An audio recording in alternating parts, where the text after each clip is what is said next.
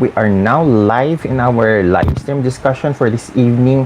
I am just waiting a bit for my laptop to sync with the what do you call this? With the live stream on my phone. Because I have to manage two different screens so that mas maayos, mas smooth yung ating live stream experience for this evening. Do let me know if the mic is not working, if the audio is a little bit shaky on your end, so I can troubleshoot yung whatever is causing it. Okay, so wow, what an evening. I'm actually quite a bit of flabbergasted right now because after I had this live stream planned na I will be talking mainly about the Miss Universe Philippines results. However, Binibining Pilipinas just threw a monkey wrench in that plan because they just recently released a series of photographs, the headshots, the official headshots of the Binibining Pilipinas candidates.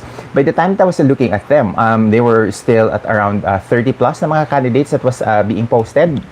And I wasn't sure if makukumpleto yun before the live stream. So I was like waiting for a bit to see more of the candidates because there are some candidates na hindi pa na ipopost.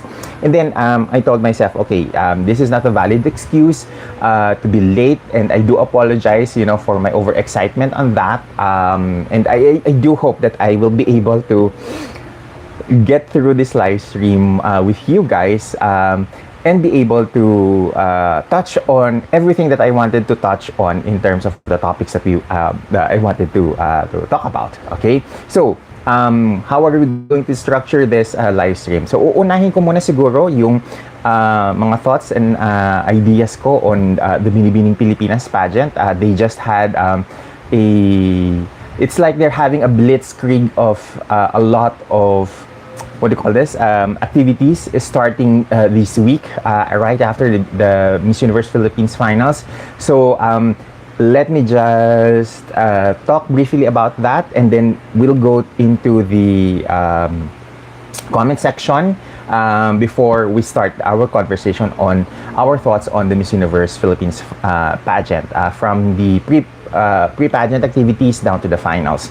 And then that live stream will be a two-part live stream, two-part na episode, because uunahin ko muna yung aking thoughts and opinions with the Miss Universe Philippines finals, and then later on Mark Sobrajahani, my colleague, your favorite na guest ko dito sa ating pa-live stream, are planning to have a separate live stream where we discuss in details all of the ladies, all of the girls, and yung kanilang mga placements, why did they place, and why they didn't place into the top 5 of the pageant.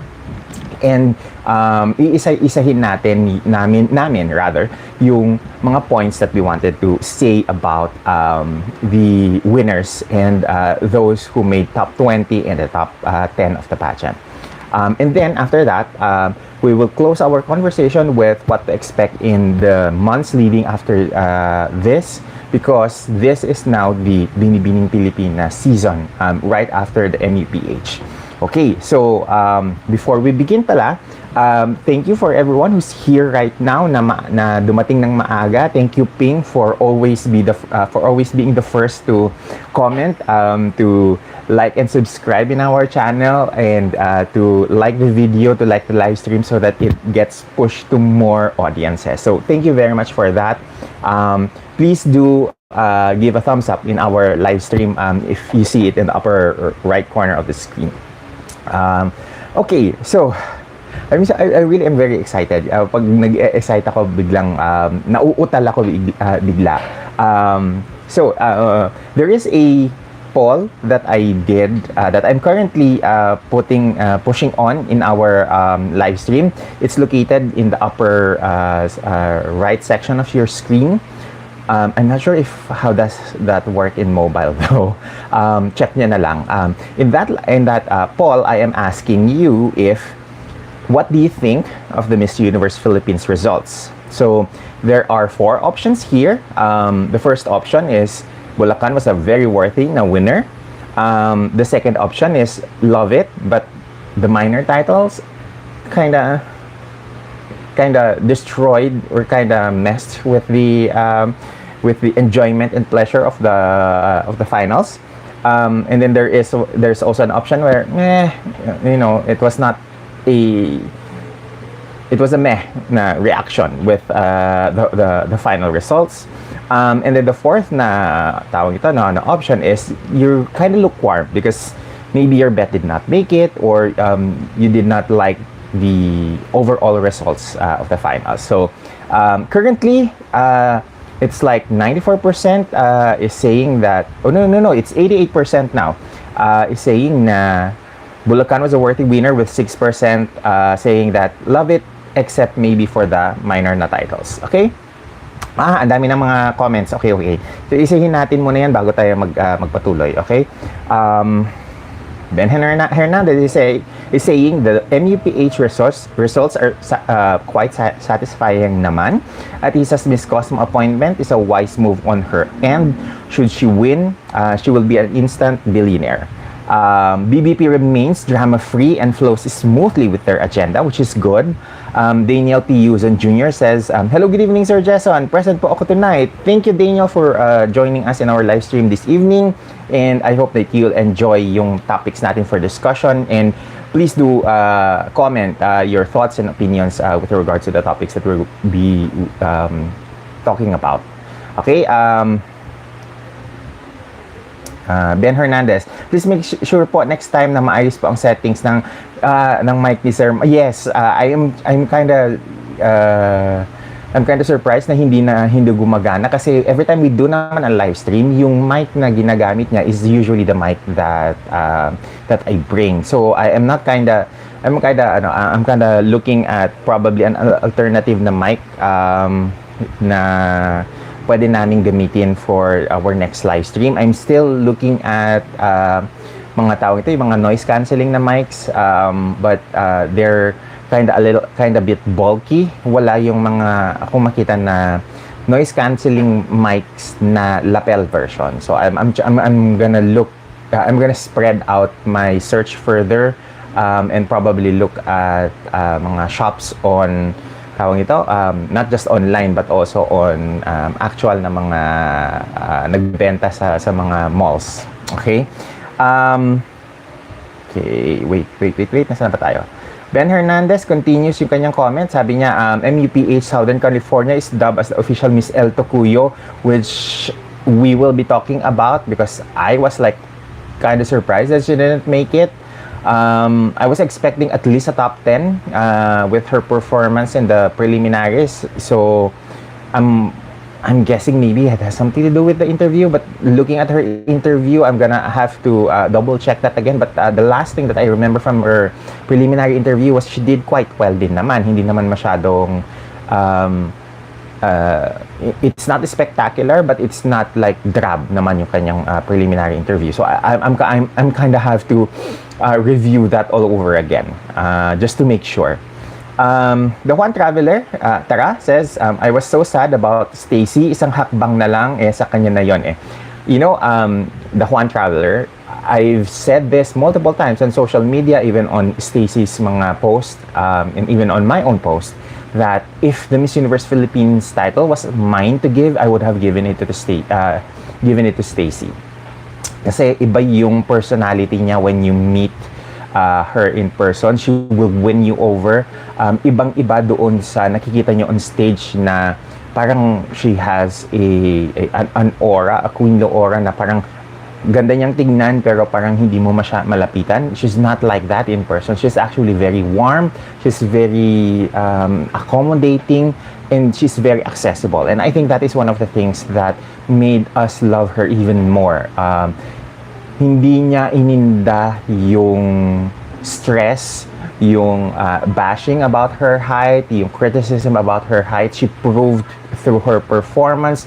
She was consistent from day one, and I think that is one of the reasons why overall when me and Mark were discussing the possibility na sino yung pwede naming ilagay as possible winner, sabi ko, I've seen Stacy perform since day one.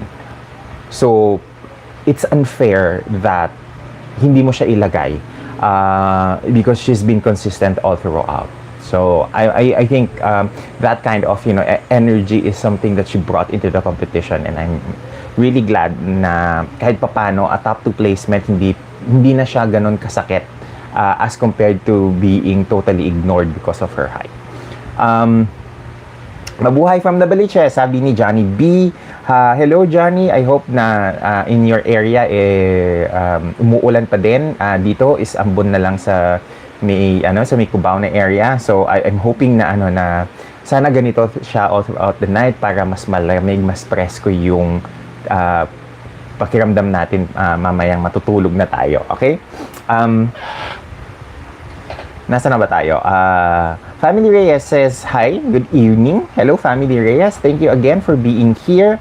Solitaire Guy says, attendance po from the Marshall Islands. Hello and welcome to our live stream, Solitaire Guy. I do hope that you are going to participate in our discussions this evening through our poll or through the comment section para this discourse is more lively. Okay, saan na tayo? Solitaire Guy says, it's Josh Moore pala. Josh Moore says, Christy was robbed big time. I kind of felt that she might not win the title after her overall performance in the prelims. But I did not expect her to be at the lower end of the runner-up na positions. I think I'm gonna deep dive on that in our conversation with Mark for the part 2 of the review, kasi gusto kong makabangga siya ng nasa sa isip niya with regards to what could have been the reason why. Johnny B says, winning glow at the evening gown competition. I agree. During the evening gown competition, for me, the one that stood out were of course Bulacan and Chelsea Manalo and Stacy, as well as si Anita Gomez, and si Chris, Tiffany Hanson of Cebu, and of course si Christy McCarry with her white dress. I kind of feel na this time around a lot of my preferences are the white gowns, with the exception of Anita Rose Gomez with her yellow almodal na gown. Ronan Refuerzo, si Sir Ronan nandito. Hello sir, sabi niya good evening. Para sa'yo, bakit naging 4th runner-up ang placement ni Taguig? Eto, hula ko lang. Probably it has something to do with her age.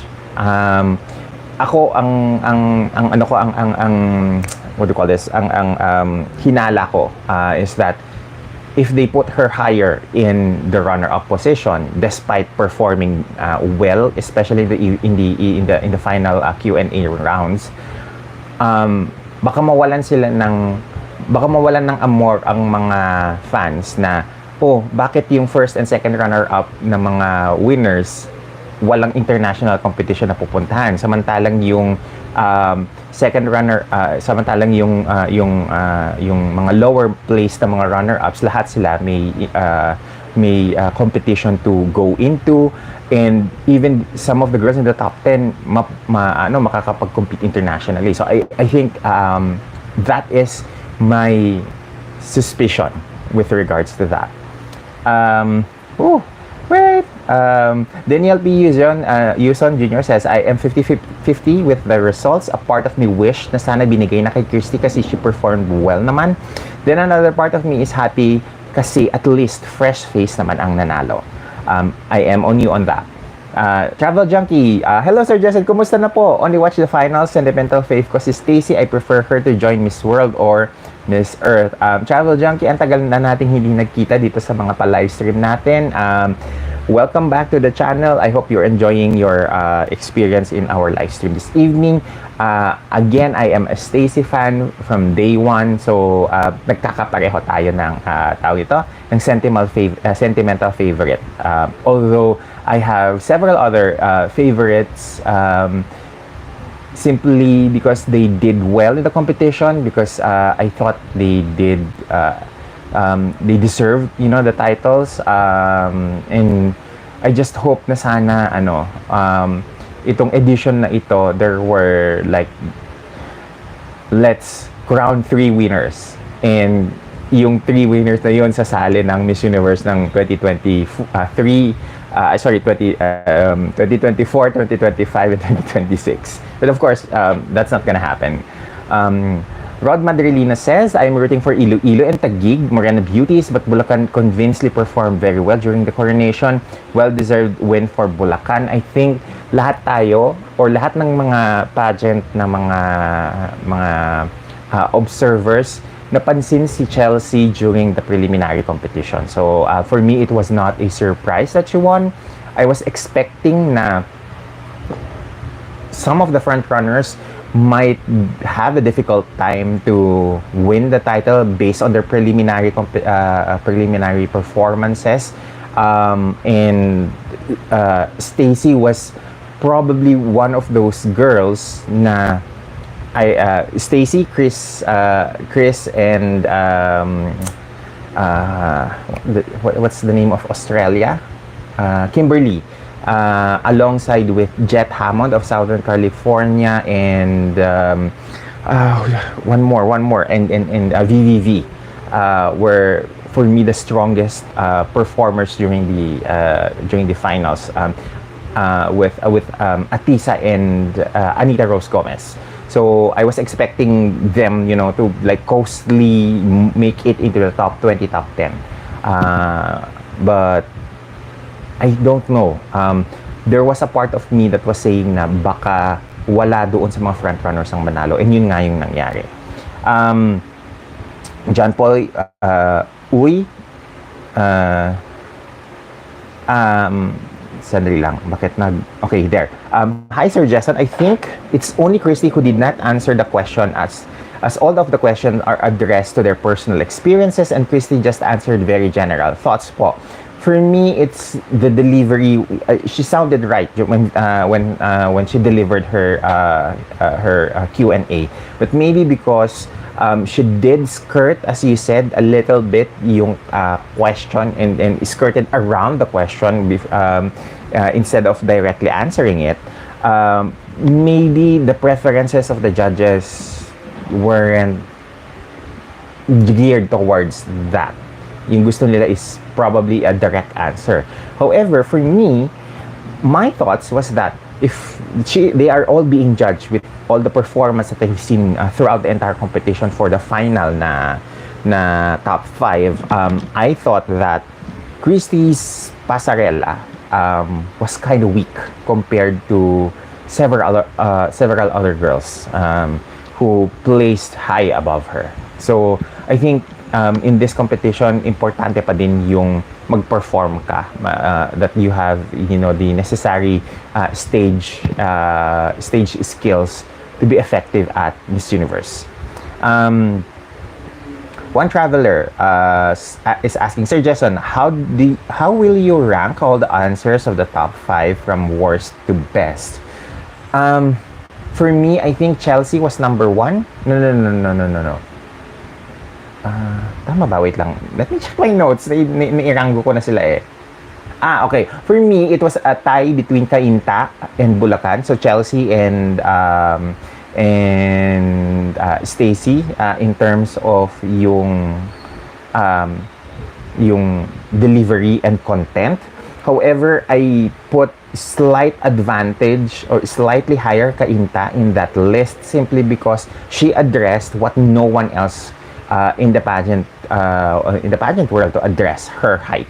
And she did address it, very directly, and to silence the bashers, to silence, I think, all the naysayers that she's not worthy of the title because she's only 5'5", which is not very visibly different visually when you look at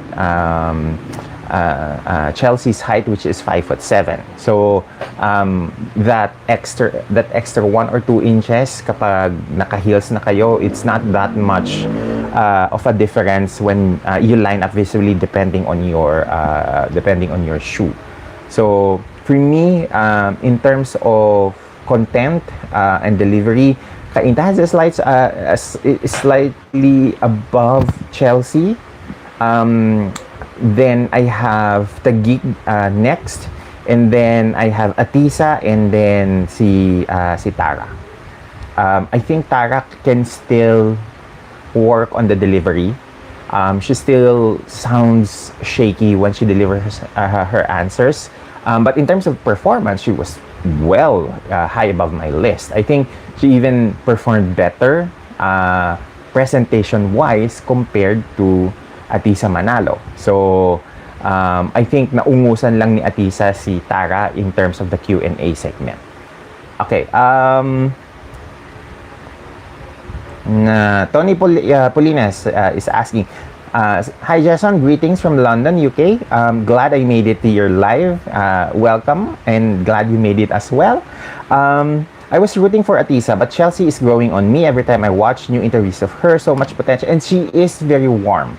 That is one of the things that I noticed with Chelsea.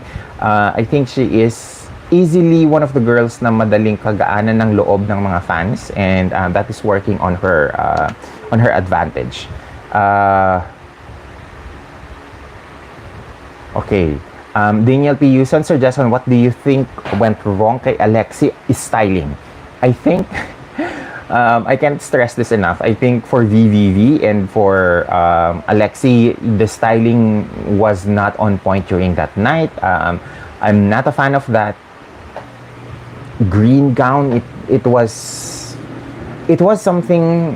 I think that green gown without the huge extension, the one that has, boning or wiring on her shoulder, did not help to soften her look, because it was so much of an attention-grabbing gown that I would be looking at the gown not on the face of, or not on the girl. It was the gown that wore Alexi. With VVV, the gown aged her, much like how the red gown, the maroon gown that Atisa wore also aged her. So, there. Sunset Cookie is saying, hi Sir Jason, rainy evening. Yes, maulan, umaambon dito ngayon sa dito sa Metro Manila. I noticed Chelsea Manalo as a potential winner since her Avon ad, nasa gitna siya. And then, laging naha-highlight sa videos. She's shown most during the most crucial parts. I agree. I think siya yung quintessential na example ng tawag ito, ng quiet, confident, but striking at the most crucial parts of the competition. Waikiki says, if Stacy won, paano ito maiiba at challenging po ba kung siya dahil sa height, kung siya ang ipapadala sa Mexico? I don't think so. Stacy has been preparing for a potential na competition in Mexico. She has been taking up Spanish lessons, if I'm not mistaken. She can understand and speak a little bit of Spanish, and that would be a very great great tool to have in the competition. Okay, so unahin na muna natin yung discussion on Binibining Pilipinas, their events, their glam shots before we start with our conversation, kasi medyo matagal-tagal na itong mga Q&A session natin doon sa mga comments niyo. And then after that, very quick ko lang na itatackle itong sa Binibini, and then we'll go again with the comment section before going to the review of the MUPH finals. Now, Binibining Pilipinas, right after the MUPH finals has finished, is on a blitzkrieg of activities. 2 days after the crowning of Chelsea Manalo, they had an event. They had the Santa Cruzan event held at the Gateway 2 of the Araneta City na area. And instead of the traditional na mag-iikot yung mga girls along the Araneta City na Araneta Center na vicinity, what they did was just to keep the girls within the vicinity of the Gateway 2 na mall. And I think that was a smart idea to smart move actually for the Binibining Pilipinas organization to do, because hindi mainit sa loob ng mall. And what I am a bit worried if they did it in the outdoors is the chance that biglang umulan, sudden rains is popping in the metro in the past several days, and also of the heat. So it was a great idea to have it inside the mall. so that at least the girls are comfortable in, you know, their very heavy na mga costumes for the Santa Cruzan, and for their heavy na mga ternos in that procession. They actually went through several floors of the mall. So ang mga taong ito, ang mga fans were able to, you know, to take photos of the girls while nagpo-procession sila, may banda na kasama. And I think it was a great way of, you know, promoting the mall as well, kasi ang daming tao during the ang daming fans during the event itself. And then there was also a what do you call this, there was also a dressing up of the Quantum Sky View na habang nagpo-procession yung mga girls, their image, their photos are being flashed on the ceiling LEDs. So for those that who are not familiar with the girls, they can do, you know, they can check their names out on the ceiling of the event area to know yung kanilang number, where they're from, and their names. So that's a good thing. And then I was told by an insider that they are going to be releasing the glam shots sometime this week. So I was expecting na they might be releasing it before the MUPH na finals, but it did not happen. And I think that was a classy thing for them to do, so that all the attention is being given to the Miss Universe Philippines, and they don't fight with, you know, with the attention while everybody is, you know, focusing at the MUPH na pageant. And I think that was a good thing that they did, because right now, right before, you know, right before this live stream, I was like shocked and flabbergasted with how gorgeous the photos are, the glam shots are of Binibining Pilipinas this year. They went understated, they went very clean in terms of the photography. It was not overly produced, it was not overly stylish, magarbo as it was in the past several years. During the time of Gabby and Nicole Borromeo, they had very gorgeous, very fashion editorial na glam shots, where a lot of the girls were wearing jeweled headpieces from Manny Halasan, who is also coincidentally the designer for Chelsea Manalo. And the year after that, they did quite a number on feathers for the glam shot ng mga candidates. And this year, I was during the charity event, I was able to look at what do you call this? Look at a sample of the glam shots of the candidates this year, and I was like, this is like a departure from what they have done in the past several years, where they went understated, they went very fresh, they went very unencumbered when it comes to the photography and the styling, and instead they just focus on the gorgeous faces of the candidates. That was for me a great move, because it was kind of a refresh in terms of the photography, in terms of the styling, in terms of making sure that it's actually the faces of the girls that are being highlighted. And this was a little bit harkening back to the, was it 2020 or 2021 Binibining Pilipinas glam shots, where a lot of the girls were just wearing, you know, brown coats in their glam shots, and it was very understated. So I am glad they brought that back to that very pared down na look. I think I haven't seen all the candidates photographs. Last time I checked, before going to this live stream, is like they had like 35, 33 na mga candidates in terms of the released na mga photos. And then they will also be having a fashion show on Monday, the 27th, at the Lagoon area of Gateway Mall 2. So this is going to be a very very speedy na mga events for Binibining Pilipinas. So I'm kind of excited with what they have planned so far. Okay, so let's go a little bit on the in the comment section before we start our conversation with the Miss Universe Philippines Finals. Okay, Salvi Salen, sabi niya, good evening, Sir Jess. The MUPH result was a shock to me at first, but thinking of the history just created and my seemingly impossible wish for a Philippine woman of color to win, it was okay with me. This is something that I have been pushing since February of this year. I thought it was going to be Alexi who's going to be the first Black Miss Universe Philippines, but apparently, you know, Chelsea was just waiting at the wings. And I think I remember I just posted again on my stories. I think it was yesterday. Was it yesterday or was it? Yeah, it was yesterday. No. It was on the 23rd, I think, that I wished that this is going to be the year where we will be seeing the first Black Miss Universe Philippines. In that post, I had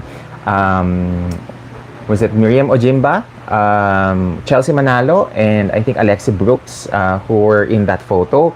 And coincidentally, Chelsea was, I think, in the middle of the, in the middle of the photograph.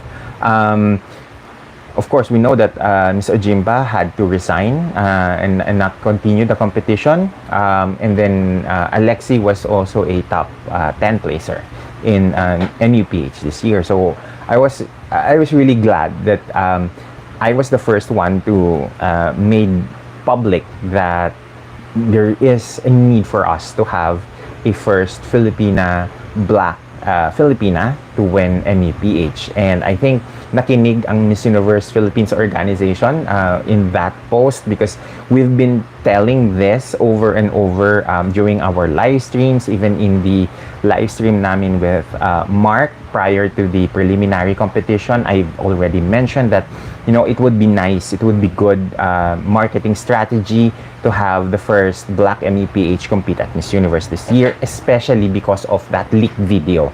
Bumabalik ako doon sa leaked video because I think Miss Universe is going to push even more inclusivity coming from that leaked video, just to disprove yung yung video na yon. So this is going to bode well for us, I believe, in Miss Universe in Mexico later on. Dato Maharlika TV says, di mananalo si Chelsea. Dapat ang kinukuha ng judge ay mga pageant expert, hindi mga businessmen. Dato Maharlika, I think it's the discretion of the pageant organization, whoever they want to hire as judge. Unfortunately, hindi lahat ng mga judges marunong tumingin in terms of performance, in terms of marketability, in terms of commercial beauty. So perhaps, you know, having that different kind of perspective is good, so that spread out yung nagde-define ng beauty. What I don't agree though is the owner of the pageant sitting as a judge. Maganda siguro kung part siya ng selection committee from the beginning, to establish it na he has a say.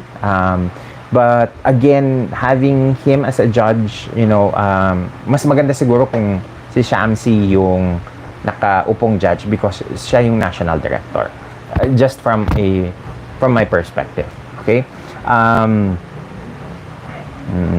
Jillian says, I agree on your inputs. Christy had a weak pasarela and answers knowing most girls in the top 5 are eloquent English speakers compared to Tara, but failed to deliver a good answer to easy questions. Honestly, this is something that I have included in my points to discuss for our live streams, that I felt that the top 5 Q&A questions were weak. And that is also the reason why I think a lot of the girls had templated answers. So we'll discuss that a little bit. Nadine Alexis Lacson says, hello sir, good evening. I was watching Miss Universe Philippines coronation. I like Chelsea Manalo. While I'm watching her, she was so natural and cool and confident. Agree. 100% agree. Jillian ulit, good evening sir. First time to comment but watching every now and then. Thank you Jillian, and I hope na mas maging regular ka na nanonood sa ating mga videos and live streams. Travel Junkie, I watch online the BPCI Santa Cruzan. Ang gagandang babae at babaeng mga Merlis. Excited for the 60th edition. May bago bang crown? Hehehe. Travel Junkie, nasagot ko na ito in previous na mga live streams. There is no new titles but there will be replacing the old crowns with new ones. Yun yung naririnig ko. And I think it's confirmed that there will be 2 crowns. One for the coronation and one for yung daily use. So I'm hoping na tawag ito. I'm hoping for the reveal soon. Jillian continues, congratulations to our new MEPH queen, Queen Chelsea. Good luck to all the new queens as well. Nagdin Alexis Lacson says, Chelsea Manalo, I like her walk on stage. She is simple and her answer is coming from her heart. Josh Moore says, if I'm a Filipina girl planning to join MEPH, I will not join Binibining Pilipinas or to associate with them. Stacy, nasaan ba ang sinabi ni Cici? Cici, si Pia rin naman maraming nag-akala na di mananalo sa MU. So, I think let's begin with our live stream. Yung main topic of discussion natin. Medyo napahaba yung pasakalya natin, but I think it's about time we start. Okay, so with regards to the 4 to 5 months na pre-pageant activities, I think it was a bit too much for the Miss Universe Philippines na girls. I hope that in the future they will be able to condense it into maybe 3 months in the future. And I think that there were rumors din kasi from yung mga media na nagko-cover ng pageants, mga tao ito, ang nakakasalamuha is the heads, nakakausap is yung mga heads na parang they were insinuating na kaya napahaba yung pageant, it's because naghahanap pa sila ng mga additional na sponsors. I don't know if how true is this, but if that is the case, or that seems to be the reason why it went to like 4 or 5 months, close to 5 months yung pageant activities. I do hope that in the future they would be more, they plan ahead better. Because they probably stretch the Miss Universe Philippines to that extent. They were not able to get broadcast partners that would air the pageant live on TV. And that is probably the reason why bukas pa lang natin mapapanood yung kabuuan ng Miss Universe Philippines na pageant. I think that moving forward, they should be preparing this in advance so that they don't have a weekday na pageant, because their telecast was around 5 hours long, and a lot of fans were complaining that it was like 30-minute blocks of 15 to 30-minute blocks of like commercials and videos from the pre-recorded videos of the girls that did not really enhance the viewing experience. I felt that. I felt the discomfort of pageant fans, especially those that have work later on in the day after, because umabot past 12 midnight yung finals ng MEPH in the MOA Arena. Somebody even recorded a live stream reaction to that, and their video was like 5 hours and 11 minutes long, if I'm not mistaken, and that for me was excruciatingly long, especially for someone who is doing commentary during the proceedings of the pageant. So I think it was an overkill to have like a 5-hour long pageant. And also with the pre-pageant activities stretching that months and months, also thinned out the budgets of the APs and the candidates themselves. And I think that is the main pain point that I wanted to address, because not all of the girls have deep pockets. And if they wanted, this also goes to, to say that if they wanted to join the pageant, they have to prepare large budgets with regards to their participation. And this is where the rumored figure that at least you need to have budgeted 1.5 around minimum around 1.2 to 1.5 million, so that you cover all bases.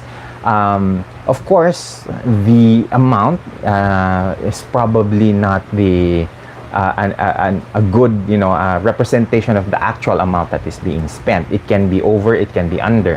However, if that is the common rumor floating around within insider circles, within mga comments, messages, DMs from parents and sisters and siblings of past MUPH candidates, that they spent close to 1 million for the participation of a candidate, and that is not inclusive of the 150K or 300K or the 500K franchise fee that the APs have to pay, or the families probably would have to pay out of pocket. That kind of tells us that the girls needs to be financially well off in order to compete at the Miss Universe Philippines. And that for me kind of is a bit disheartening, because what if there is a potential Miss Universe Philippines and a potential Miss Universe winner that because of financial constraints cannot compete in the pageant? So these are things that I hope in the future some of the girls would really have to think of and evaluate, because this might not be something that you are willing to spend out and be indebted to with sponsors or with local na mga partners, because this might not be the way for you if finances are a hindrance to that. So I do hope that in the future, some organizations in the APs would be able to at least shoulder maybe around 80 to 90% of the expenses na ginagastos ng mga candidates for their for the NUPH competition. I'm still waiting for some family members to give me like a breakdown on this, but a major chunk of the budget, they say, is spent on tickets, is spent on daily activities of the girls, on the photos and video shoots that they have to do, because aminin natin, kumakain ng at least ng maayos, yung maayos na video shoot and tourism videos and whatnot, kumakain at least ng mga 100K yung shooting, editing, and all of the necessary na mga equipments that needs to be used, mga tao na involved in a video shoot. So medyo malaking investment talaga siya in terms of candidates' participation.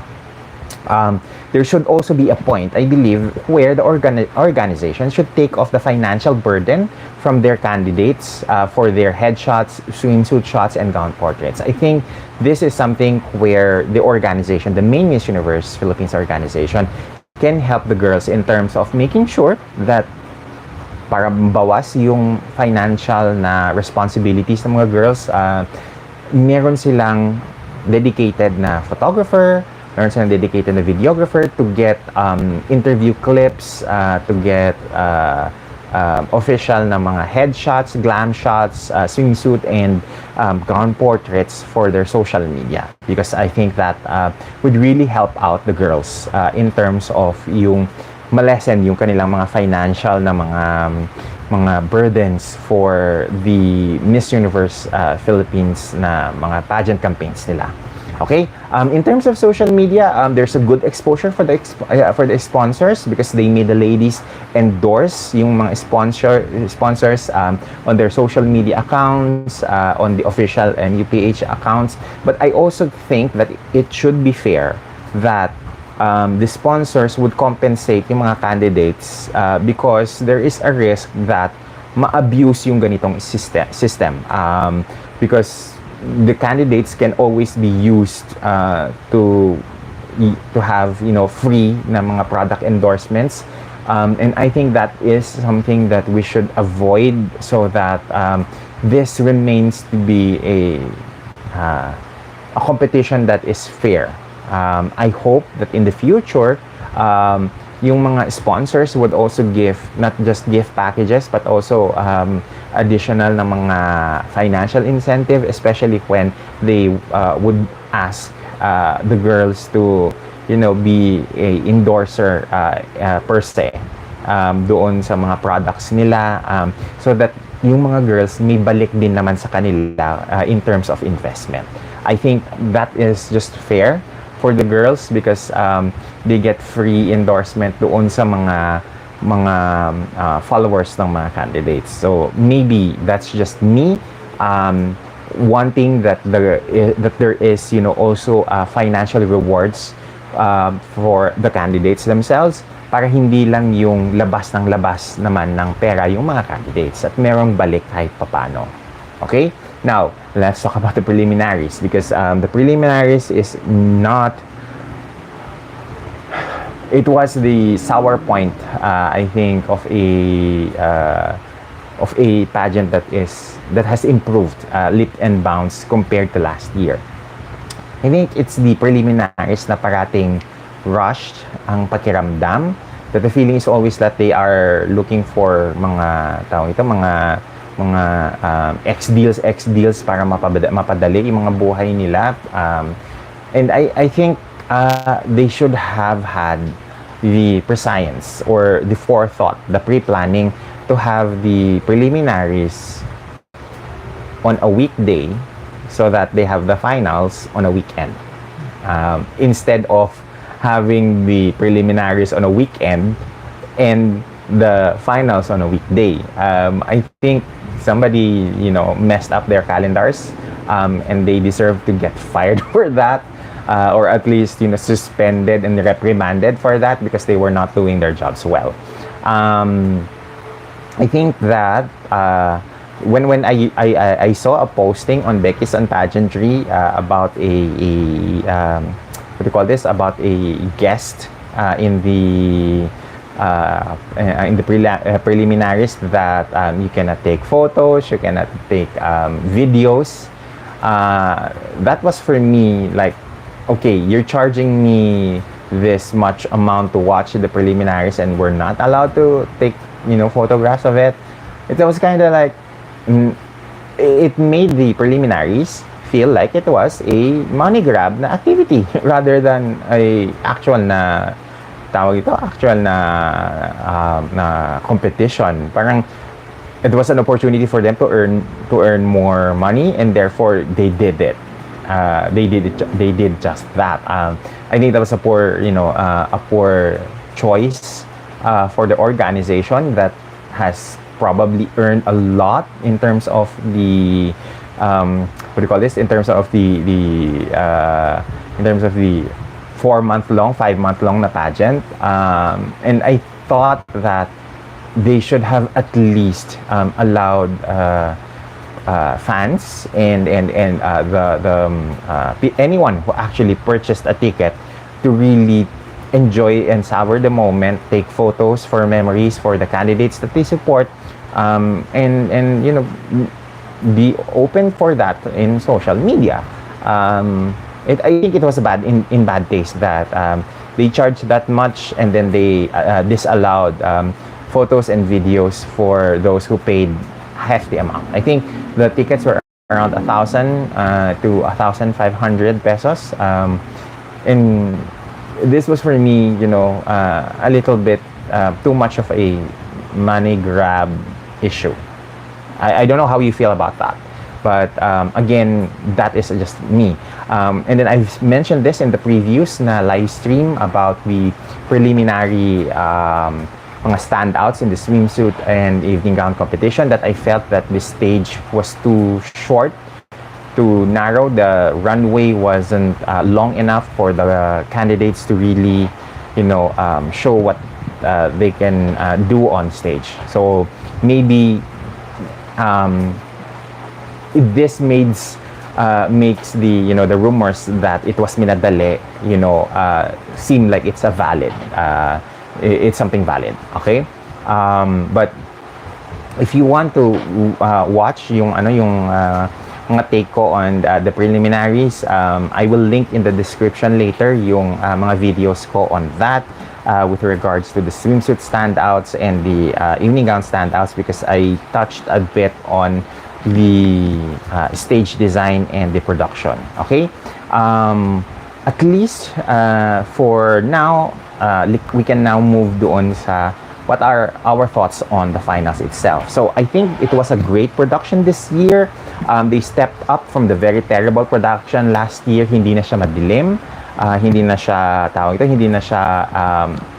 hindi na siya poor quality in terms of audio, although there are still some audio glitches na kinakailangan na ayusin. It's not as perfect as we would hope for a national pageant.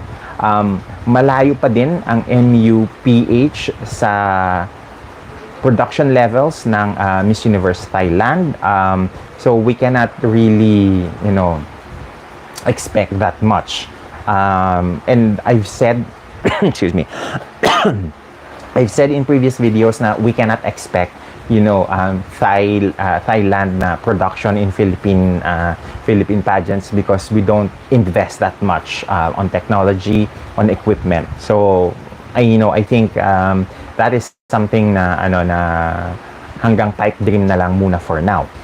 The stage design and lighting were good. The sound still needs improvement because it was still not as crisp as we would have wanted.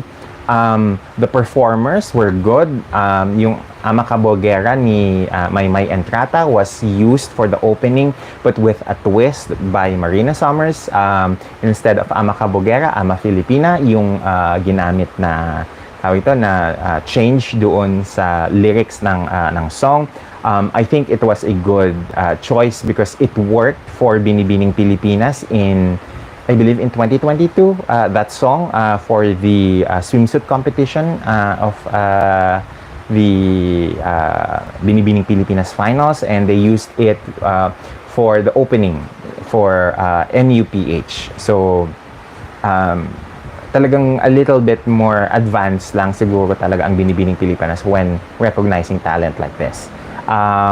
Then, in terms of the hosts, here's what I thought. Jeannie Mai did a great job, and I should hope to see her, in MUPH every year after that. Mataas yung kanyang energy. She is very engaging with her co-hosts.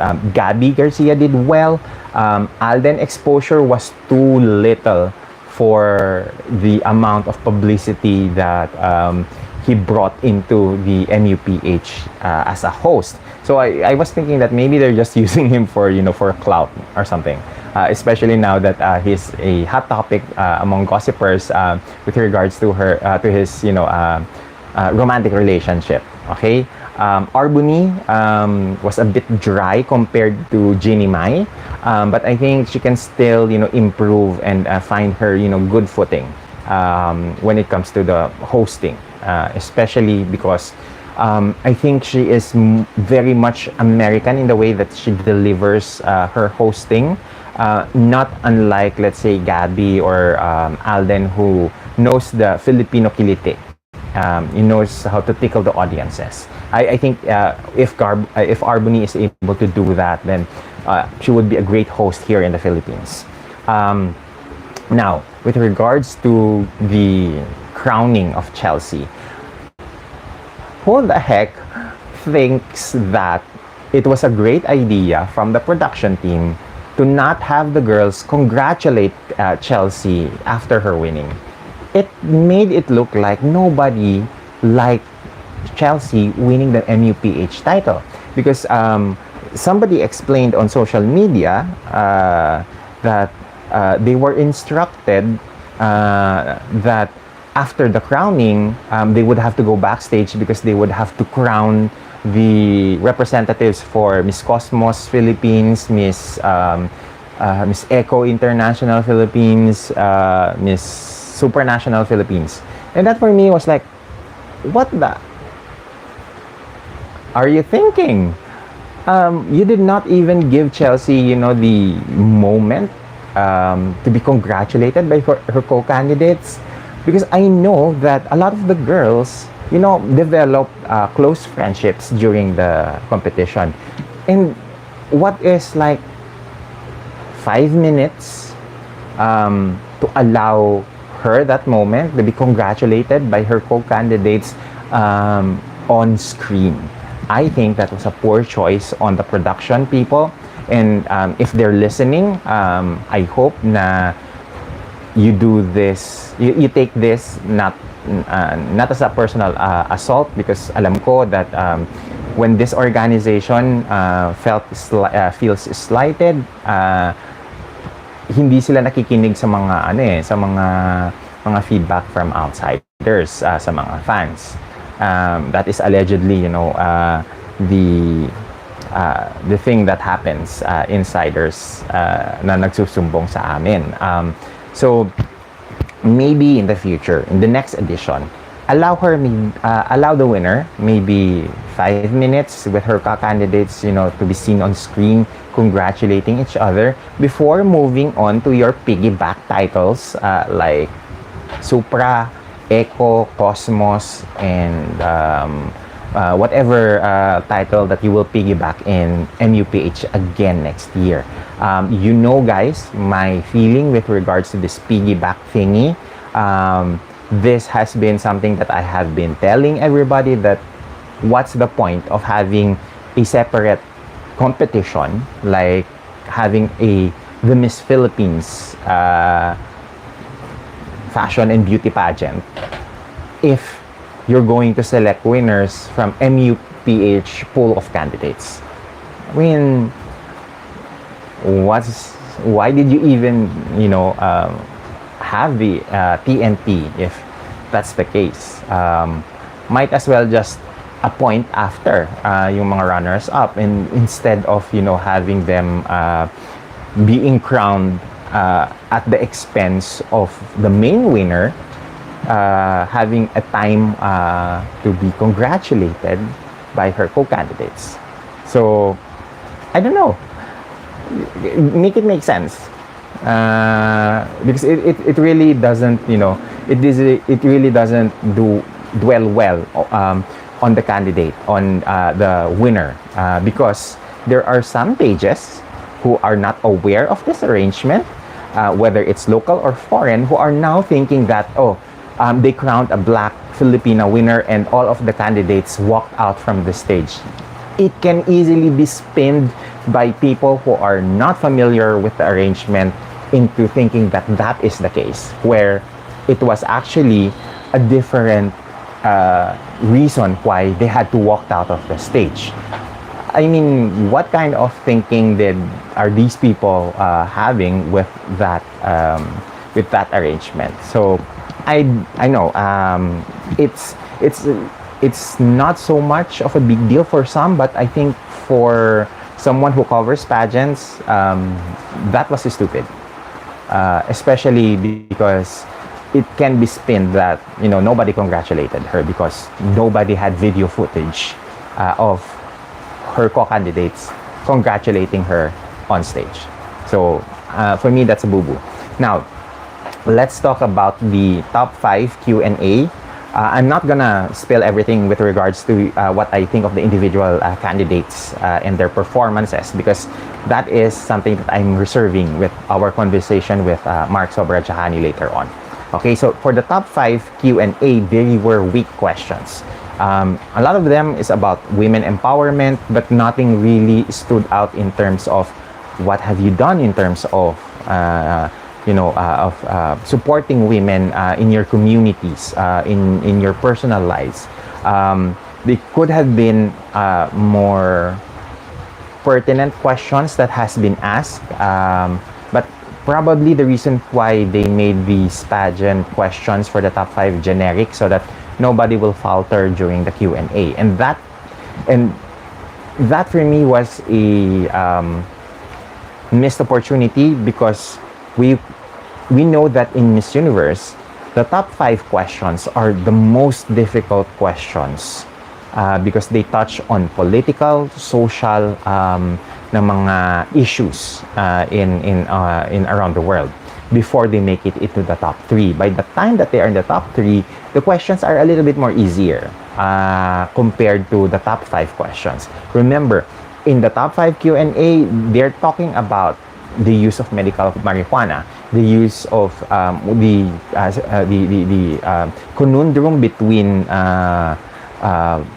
personal privacy and security, national security. So these are things that are kind of very polarizing in terms of its nature as a question. So dun pa lang, that the candidates are going to be asked tough and difficult questions. And I think even Catriona several years back mentioned that there was an edition where she felt that the questions during the finals could have been made a little bit more difficult to really pick the brains of these candidates. However, what I did like with the Q&A was that the candidates were able to personalize a lot of their answers. As I've said, Kainta for me really made it very personal to her.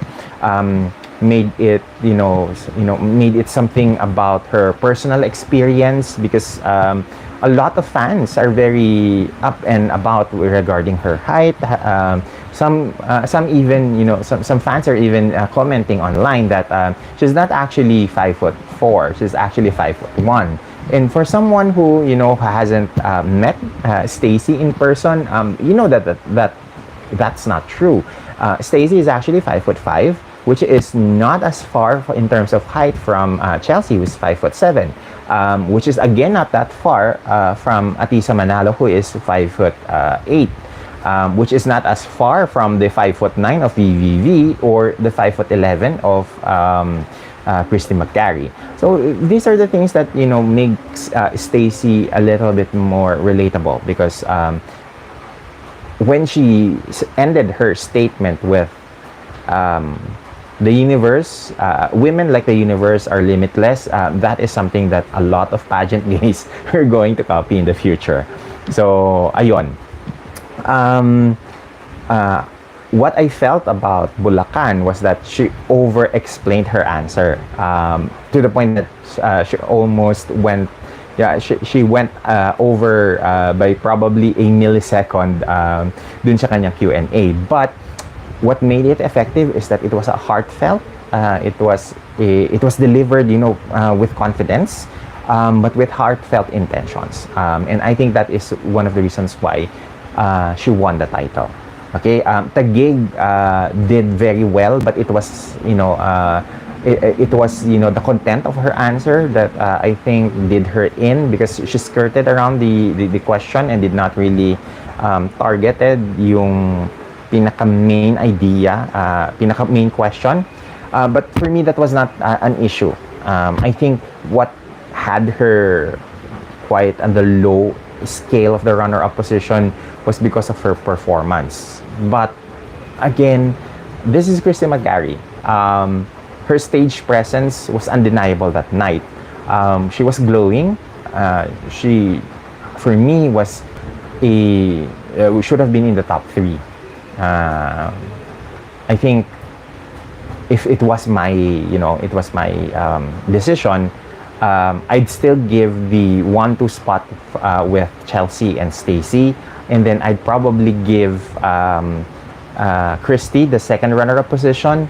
Third runner-up goes to Atisa, and then fourth runner-up would probably be Tara.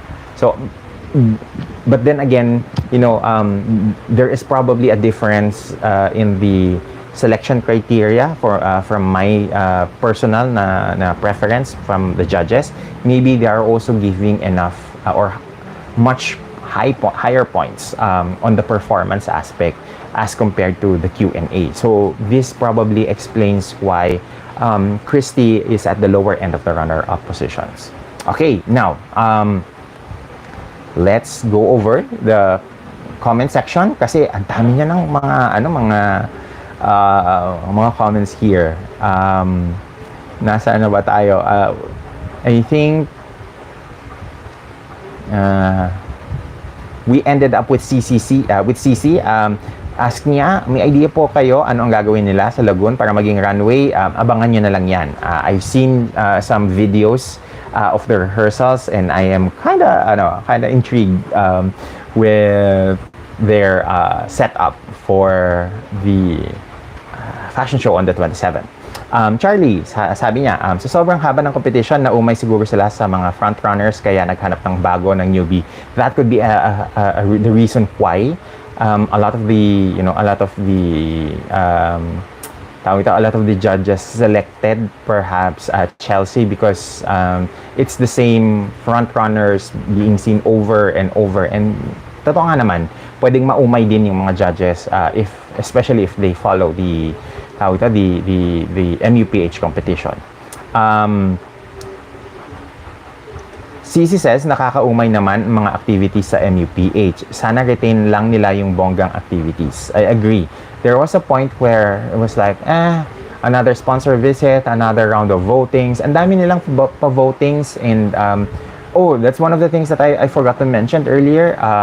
With regards to the votings, it was like another money grab na opportunity for MUPH to install like the 11th or the 10th judge, which is through paid voting na hindi naman transparent yung proseso kung paano ba ini-score yun. So imagine if let's say there are 10 judges including the voting, 90% of the grade is still based on the judges. So that one judge would especially the voting na part would probably not make a huge dent in the competition unless neck to neck ang mga scores ng mga candidates. So for me, it was just another money grab opportunity na tinake advantage ng organization. It was not it was for me unnecessary. You should have done that for a spot in the semis rather than for the finals na judge. It just didn't sound right for me. Tinatanong ni Cici, kailan po ang rumored date ng finals ng Binibining Pilipinas? From what I've heard, this would be on July 7. So, tawag ito, marami daw na mga pasabog na activities na gagawin ang Binibining Pilipinas this year. So, I'm hoping to see that play out in the month of June. And I think ultimately, Binibining Pilipinas would probably be comfortable on a July date moving forward for their finals because they are crowning their queens a year advance. So that would be great for them. Heartbreak for VVV, sabi ni Thanin Prongthura. Thanin, I agree with you. I sympathize with the heartbreak with VVV. For me, she was one of the girls that really showed a lot of promise. However, her styling that night did not really make her stand out in the competition. So I kind of feel bad for her on that aspect. But I do hope that if she comes back for a third try in the future, she plan her wardrobe with a better strategy in mind. Okay. Lemuel 23.5, what are your thoughts on the styling route that Chelsea could go through with? Like she could go the Wendy Fitzwilliam or Naomi Campbell route. she should stay true to herself and not be a copycat. I think we've learned our lesson with copycats in Miss Universe.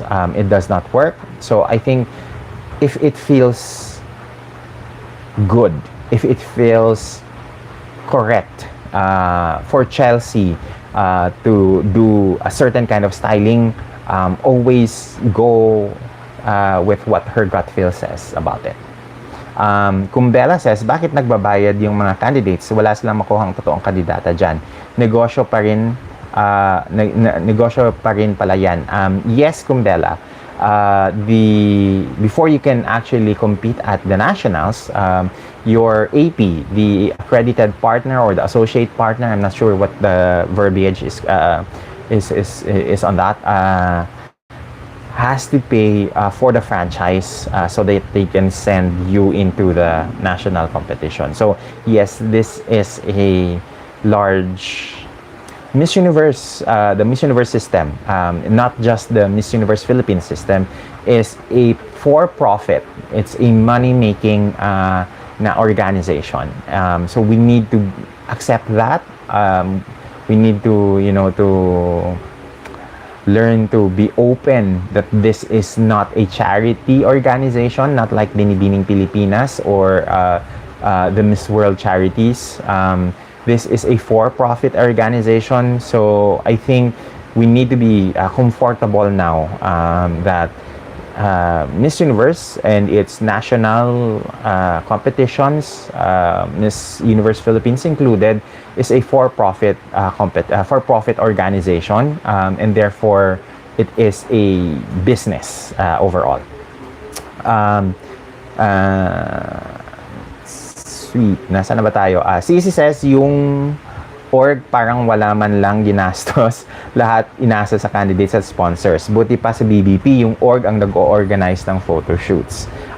This is so much why I was excited with the Binibining Pilipinas glam shots that was released earlier this evening, because I know for a fact that all the candidates have equal footing, have equal opportunities to be shot by a famed pageant photographer who really makes sure that everybody looks good. Yung team ni Sir Raymond Saldana and Owen Reyes is really giving me like pang international vibes. Sila yung Philippine counterpart ni Fadel Berisha when he was still active during the Trump era part of the Miss Universe competition. And if you're not familiar, the team of Sir Raymond and Sir Owen have been tapped by the Miss International organization, the Mr. and Miss Supranational organization to take glam shots, headshots of their candidates in the past, and also the Mr. International competition and the Mr. International Philippines organization also employs Sir Raymond and Sir Owen to take the portraits of their candidates for the Manila-based male competition. Sabi ni Combella, dapat sponsored na yan ng Department of Tourism. Ang problema naman kasi dyan is that budgets. Kailangan may tawag ito, may auditors na nagko-counter check to counterbalance if the investment is worth it. JB says, ang hindi ko lang gusto sa edition ngayon, 3 months ang activities nila, actually 4 months pa nga or approaching 5 months. Sa sobrang tagal, pati mga APs nagrereklamo na kasi ang daming gastos. Okay, JB, I haven't discussed that yet. Naghihintay lang ako na tawag ito, may mga masagap akong balita on that.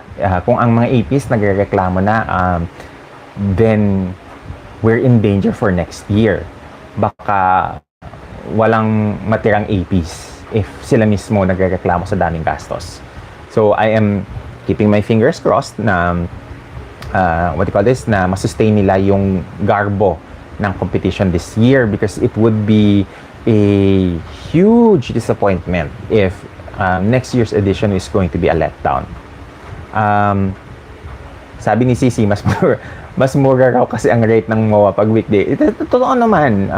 This is true naman, na mas mura ang MOA pag weekdays. Pero I don't think that's the reason why they book a weekday na finals for the pageant. It's just that they did not prepare long and hard enough that they are able to book a weekend na date, because sa dami ng probably ng mga events na nangyayari ngayon. And if you're not paying attention, there's a lot of concerts that's going on, and even ang Araneta Coliseum is booked for the entire weekends ng May.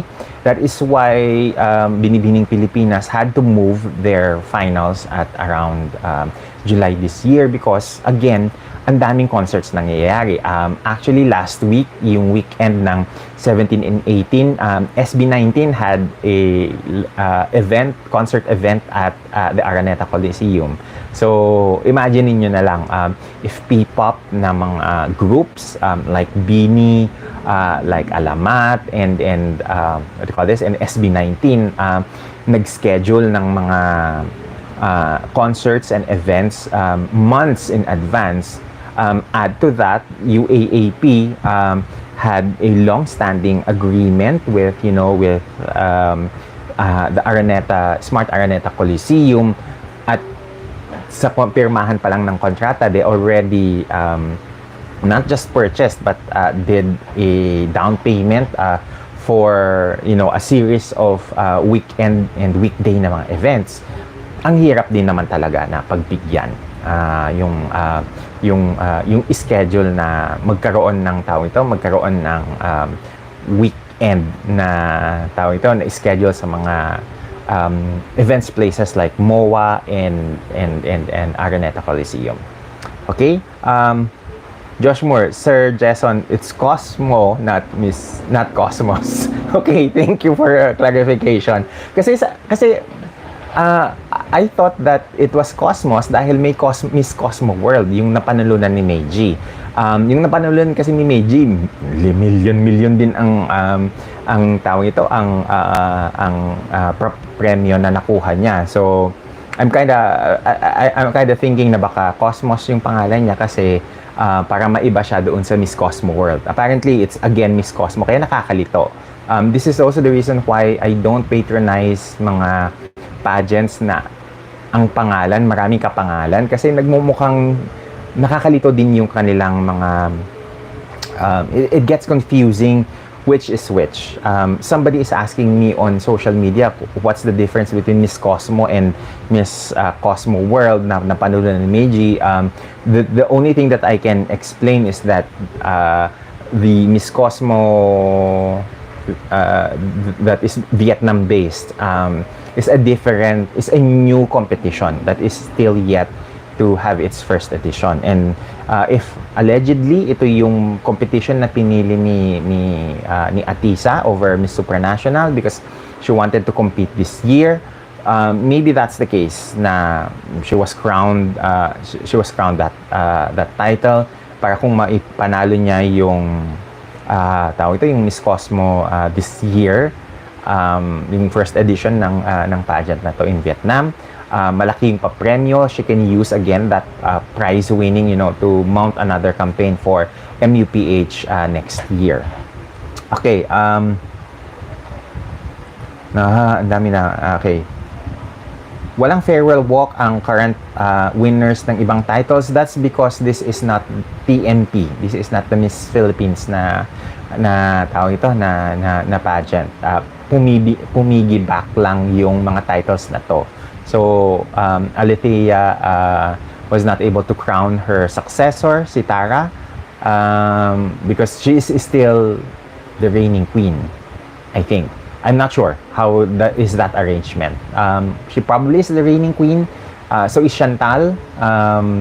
But I don't know how yung overlap nila is not is gonna make things clear. I don't know how is that gonna work in terms of yung mga projects nila for the remaining year of their reign. So I don't know. Maghintay tayo kung anong mga PR ng mga ng TMP with regards to that.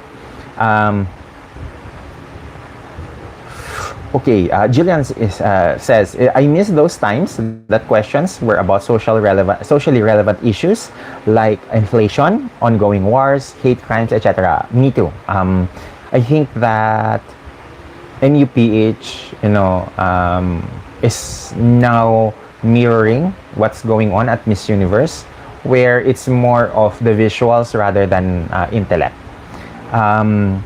Gary says, hi Jason, Atisa failed to elaborate her answer. From my understanding, she was asked who was her role model and how did it change her. She was a bit nervous and forgot to mention concepts. Sayang for Atisa. Okay? Sabi ni Josh Moore, kawawa naman ang Supra, saling kit-kit lang sa Corine. Actually, Josh Moore, kahit saan mapunta ang Supra, they are always second-rate titles. If you haven't noticed, they had the opportunity to be elevated with the same level as Miss International at Binibining Pilipinas, but they chose to move to ALV pageant circle where they were treated as second-rate crown. They moved they wanted to move back with Binibining Pilipinas, but Binibining Pilipinas was disinterested.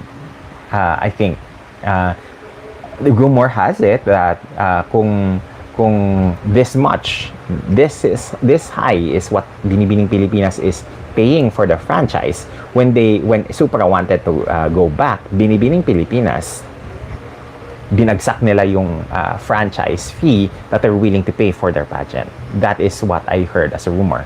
So, kasalanan din naman ng Supra na saling kit-kit na lang siya forever. It's their karma for, pageant hopping. And now, they went to Miss Universe Philippines as a move to elevate their title here in the country. And NUPH seems to not be able to elevate it.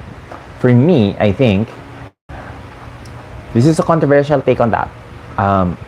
If I were the Miss Supranational and Mr. Supranational organization, I would have just swallowed my pride, go back to Binibining Pilipinas so that their titles is elevated once again here in the Philippines.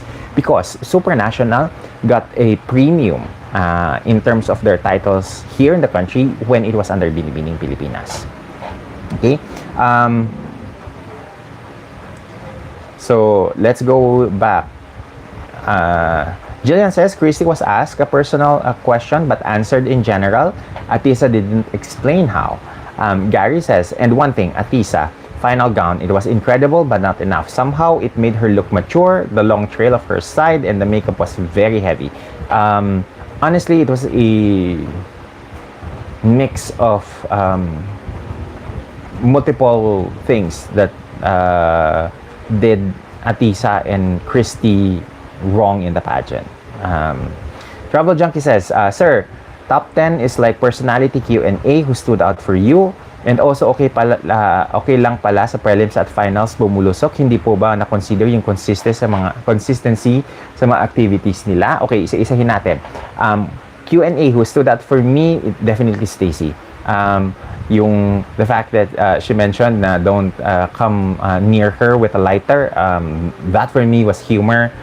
She was able to interject humor in her casual interview, and I think she really wowed the audience and the judges because of that.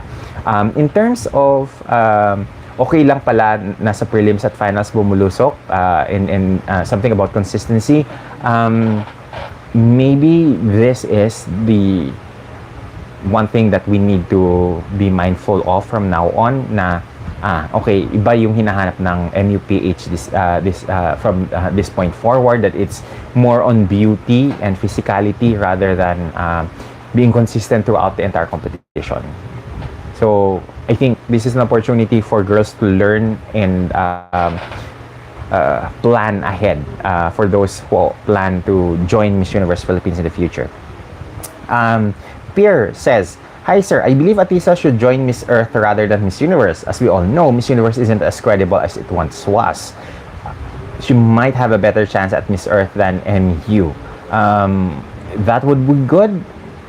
That is only if Atisa wants the Miss Earth na title. Based on yung yung mga kumakalat na mga post on Facebook and Facebook groups, parang MUPH talaga yung gusto niyang salihan ulit. Mr. Real Talk, Real Life, Real Experience says, "What happened to VVV now? Sad that this time no placement.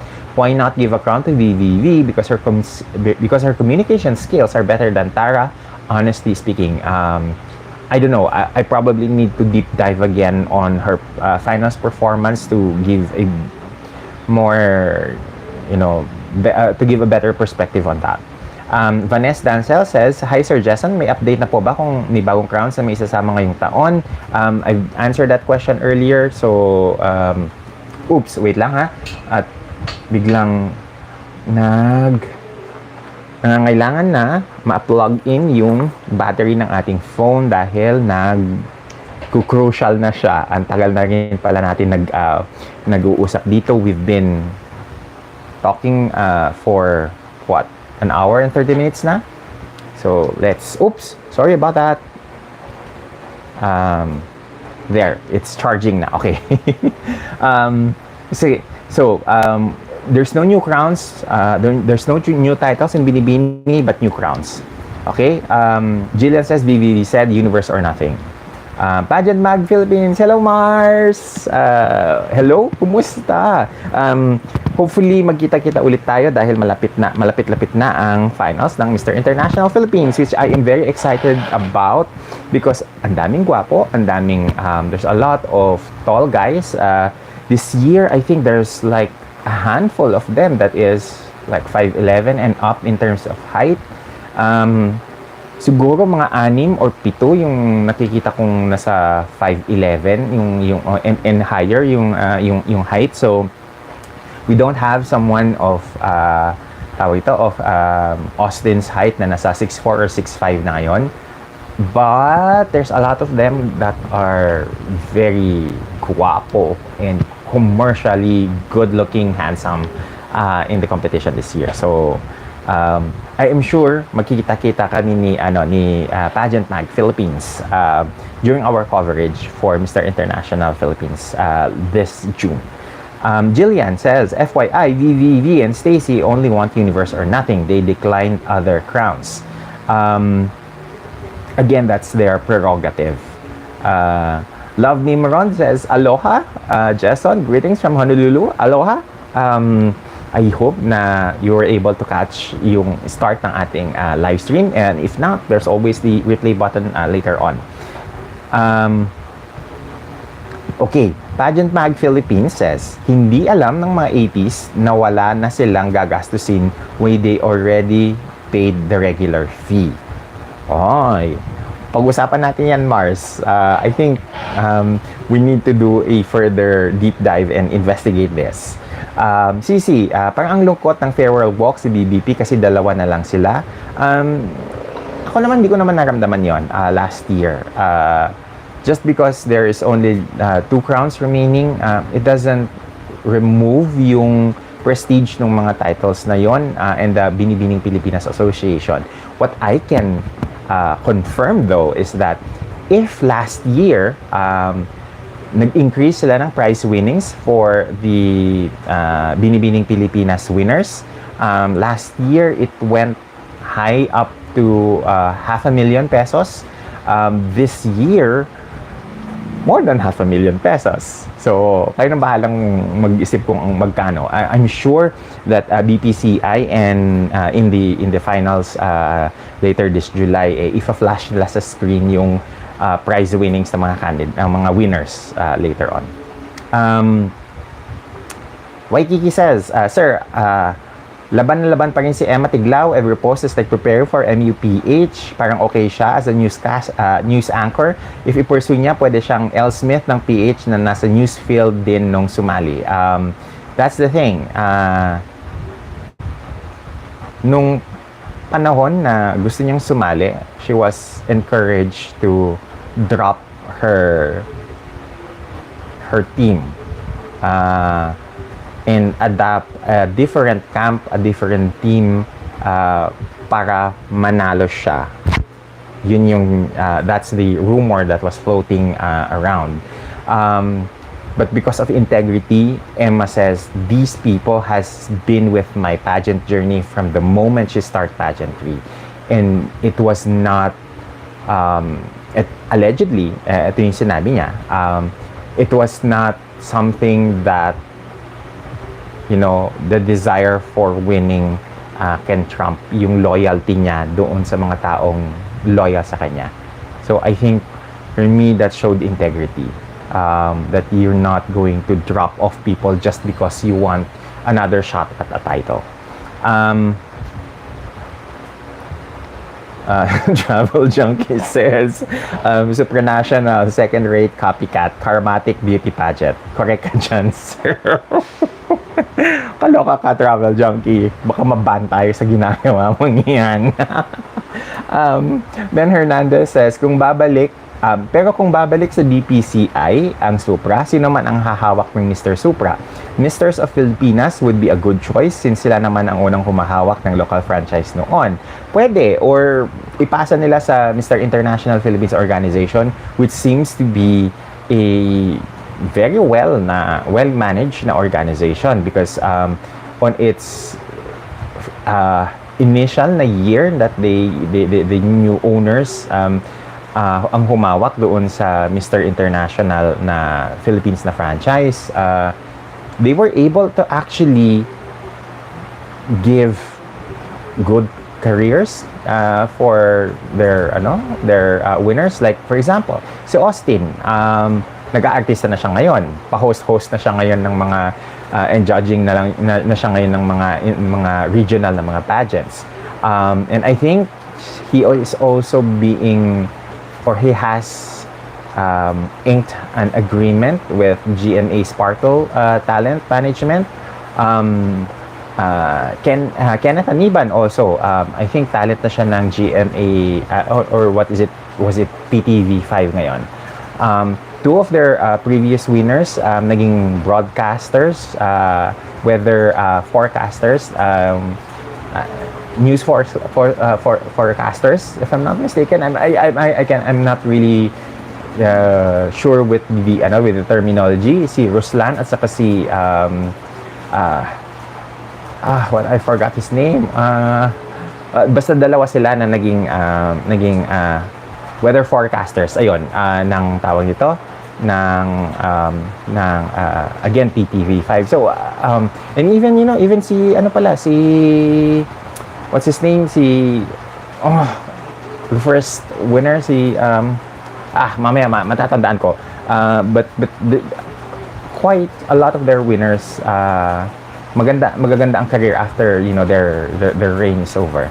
So maganda sigurong idea na ang Supra mapunta sa kanila. Josh Moore, sir, ba't walang best gown and best in swimsuit? Oo nga, no, di ko napansin yun. Wala ba talaga? Oo nga, wala. I think wala talaga. Josh Moore, hindi ko alam. But if merong best in evening gown and best in swimsuit, siguro hindi nakakapagtaka kung si Chelsea won both of those awards. Although I think sa swimsuit pwede rin kay Anita Rose Gomez yung best in swimsuit. For me, Chelsea was a standout sa evening gown.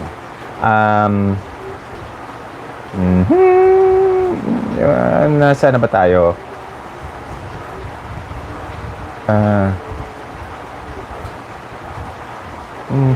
Wait lang. Si Josh Moore din ba ulit? Tama, si Josh Moore ulit. Sali na lang si VVV sa Miss Universe New Zealand. Wala siyang place sa MUPH. I kind of want her to represent the Philippines in in MU. But if New Zealand ang nakatadhana sa kanya, then go ako. Kasi si Sir Josh Eugen ang may-ari ng franchise ng Miss Universe New Zealand. So Sir Josh, if nanonood ka, ikasamo na for 2025, i-appoint mo na lang si VVV for Miss Universe New Zealand. I think with him as the national director for MUNZ, may chance yung good representation for New Zealand at Miss Universe. And I think kayang-kaya niyang gawin yung nagawa niya sa Miss Universe Egypt, Miss Universe Pakistan with the Miss Universe New Zealand na tawag ito, Miss Universe New Zealand na franchise. Okay? Ang dami pang mga tanong. Sige, wait lang. 1 hour and 35 minutes na tayo nag-uusap. Let's check muna yung ating poll. Let me see what's going on with the polls. Because now you had wow! Medyo interesting itong results ng polls natin so far. Okay, 76% of you says that Bulacan was a worthy winner. 12% is saying lukewarm yung pakiramdam nila with the results because their bets didn't win or they're not in full agreement with all the results. 6% both yung love it but on the minor titles.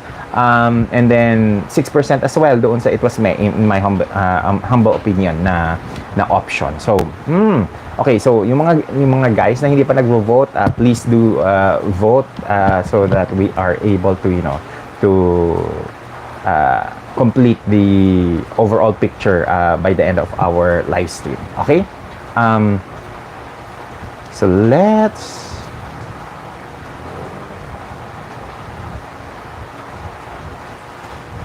okay, let's now read yung comment ni Real Talk, Real Life, Real Experience.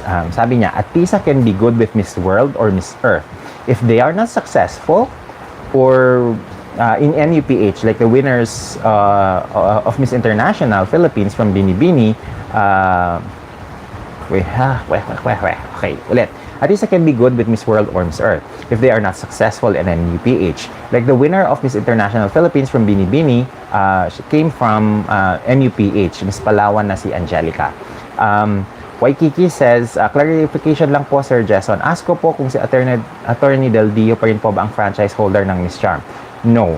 Ang Miss Charm is under Empire with the Miss Philippines na pageant. Ang kay Attorney Del Dio is the Mr. Charm na international na competition and the Mr. International na tawag ito na competition as well. CC says, bakit hindi na nakabili kang current MU winner? Akala ko nasa final siya ng MUPH. This is the second year na hindi nag-attend yung Miss Universe winner sa MUPH. This year, si Shanice was doing her European tour. Wilbert Herrera, kailan ang Binibining Pilipinas Coronation Night? July 7. Real Talk says, VVV's eyes or facial beauty is not Miss Universe prototype. Sana sa Supra, she can go for Miss Earth kasi com skills niya good like the past winners, Iana Aduana, who also came from Binibining. Pageant Mag Philippines, sabi niya, based from my observations, hindi na practical for former beauty queens with 28 years old above na sumali pa sa MUPH. I think you're right. Medyo ano nga siya, medyo difficult nga siyang i-push sa ngayon. Sabi ni Pageant Mag Philippines, I think MIPH is interested with Mr. Supranational. O diba? Perfect kung nasa Binibining Pilipinas ang MI at saka Miss Supranational, at least nasa Mr. International Philippines ang Mr. International at Mr. Supra. That would probably be a good arrangement. para naman ma-level up kasi the Supra title nauna tayong nagkaroon ng ng crown we are actually the first Asian country to win the title pero ngayon naungusan tayo ng India and ngayon mukhang mauungusan pa tayo ng Thailand. So alam mo yun, parang push naman natin na iangat yung prestige ng Supra because I think kaya siyang gawin ng Binibining Pilipinas and MIPH. Art Laurent, hola amigo, isa lang ang sasabi ko, deserving si Chelsea sa title. A sweet victory ang win niya kasi ang dami niyang pinayukong heavy favorites na may training and glam team. No when to pick ika nga. Hajiev, hello Hajiev. While Chelsea, okay. Nasa na? Hajiev says, while Chelsea is good, I wanted Christy talaga. I'm wondering where Chelsea ranks in Osmels and Halus days. I really wish her the best and hope she places high in Miss Universe later this year. I think it's safe to say na swak tayo sa Mexico with Chelsea.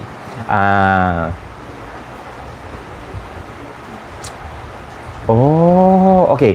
Sabi ni Pageant Mag Philippines, best in swimsuit was Bianca Tapia of Hawaii, announced prior the coronation, and best in evening gown ang hindi ko sure kung may na-announce sila prior to the coronation. Waikiki says, for the best swimsuit, isinama na lang po yata doon sa challenges at hindi include sa finals night. Pero miss ko pa rin yung mga award during the finals night ibinibigay. Oo nga, kasi yung mga special awards, they actually filmed it during the preliminaries. Tapos, inilabas na lang doon sa finals na telecast. Ang social ng packaging ni Frankie Russell as Miss Universe New Zealand, she attended Cannes Film Festival. Ang ganda-ganda. I agree. That is why, Sir Josh, lahat ng mga hinahawakang national franchises ni Sir Josh Yugen, lume-level up, umaangat.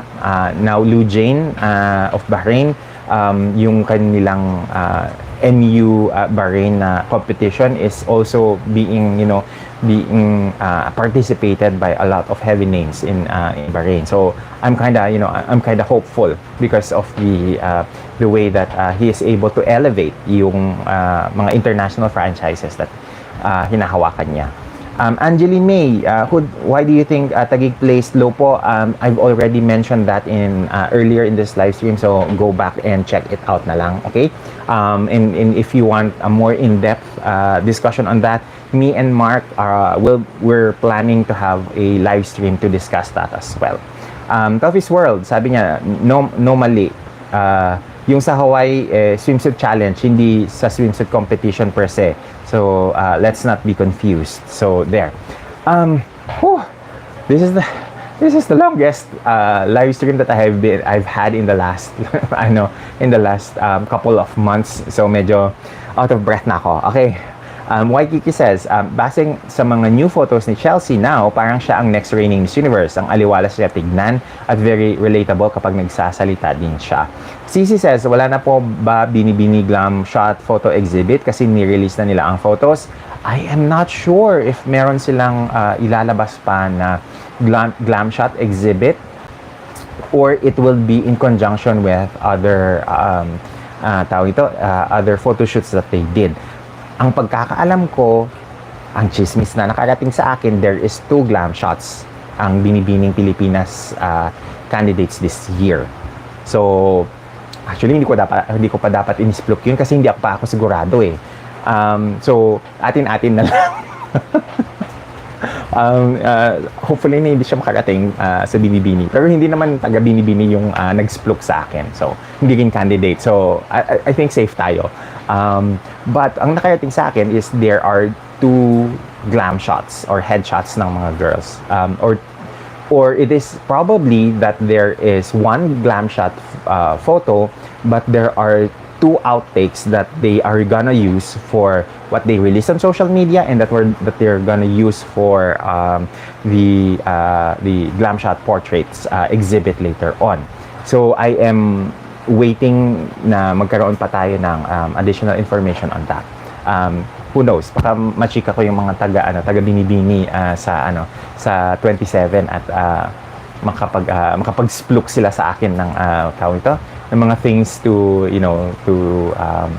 to watch out for. But I am confident na dalawa yung glam shots ng Binibining Pilipinas this year, 'di ba? Talagang all out sila sa 60th anniversary nila, and I'm kinda intrigued kung totoo nga na tawag ito na there will be there will be 2 glam shot versions that they're going to release. So, what I do know is that Binibining Pilipinas is planning to release a coffee table book for their 60th anniversary. I don't know kung merong 50th anniversary coffee table book silang nilabas, but I think this year matutuloy because there are at least 3 photographers that were tapped for the Binibining Pilipinas coffee table book. So abangan natin 'yan kasi from what I've heard, si Catriona had a photo shoot with the legendary June De Leon. June De Leon is kung merong tayong version ng mga heavy photographers like suddenly I'm lost for words. If we had mga Bruce Weber na version dito sa Pilipinas, that will probably be June De Leon. And June De Leon is the husband of Binibining Pilipinas Universe, Abigail Arenas. And from what I heard, merong photo shoot si Catriona Gray with June De Leon for the coffee table book. So, hintayin natin na lumabas yung coffee table book na yan kasi for sure bibili ako niyan. Kahit na umabot siya ng libo, because this is probably going to be a once in a lifetime na occurrence because of the 60 years na history, tradition and cultural integration to society ng Binibining Pilipinas. This is going to be a priceless book in my opinion. Okay, Pageant Mag Philippines, sabi niya BBP exhibit might be national costumes. Travel Junkie says, kaya mo yan sir. Any more tsaa for BBCI? Will Pia, Catriona, MI winners be present on the finals? I am not sure, but I am hoping na sana ma-invite nila si Andrea Rubio, the reigning Miss International, sa finals. That would be a great thing kasi it will reinforce yung association ng Binibining Pilipinas with the Japan-based na competition, especially with Madam Stella being still, being the first Miss International winner. CC says, I think 4 Pinay na Miss Universe winners will be present sa Binibining Pilipinas finals. Who knows? Let's wait and see. Eagle Third says, happy ako sa result. Ayan, natigil tuloy yung nag-aaway ng mga fans, bashers, and pageant bloggers. So there. Let's now just go back before we close our live stream discussion for this evening doon sa ating poll tonight. So, 75% agrees that Bulacan is a worthy winner. I am also in that, in that same vein. However, there are 12% who feels lukewarm with the results. There's 6% who says na love nila yung winner, but not so much on the minor titles. And then 6% was saying na it was meh in my humble opinion. Okay, on my end, I think Bulacan is a worthy winner. She really gave reasons why she won. On a personal note, if the title again was mine to give, I would have given it to Stacy kasi I find her relatable. Although I think Chelsea is not a bad choice. I think whether we send Chelsea or we send Stacy at Miss Universe in Mexico, I think mapapansin ng Pilipinas, and I think, honestly, that with these two girls, they will break the Mexico hosting curse for us Filipinos. As you all know, I've been telling this for months that whenever the Miss Universe pageant is held in Mexico, we don't place at all. I think that is, that is something that Chelsea or Stacy can break. So I am hoping na come November, it will all be, good for, I mean, it would be, a positive result for us Filipinos. So there. Wow. This is the first time in months that umabot na tayo ng an hour and 50 minutes in our live stream. So I am grateful for everyone who joined us in this live stream discussion. I hope na next time na magkaroon kami ng live stream ni Mark, you'll be as enthusiastic as you are in this live stream discussion as well. I do hope na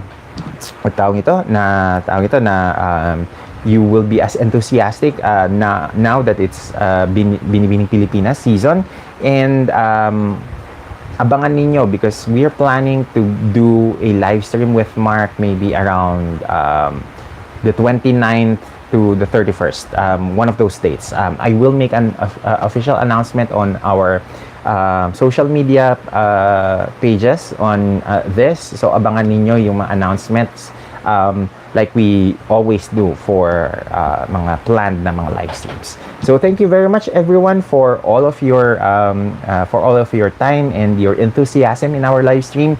See you again in our next na episode, and wait ninyo because we are planning something for our Binibining Pilipinas coverage. Thank you very much everyone, and see you again in our next live stream. Do take care, enjoy the weekend ahead, and see you again soon. Bye everyone!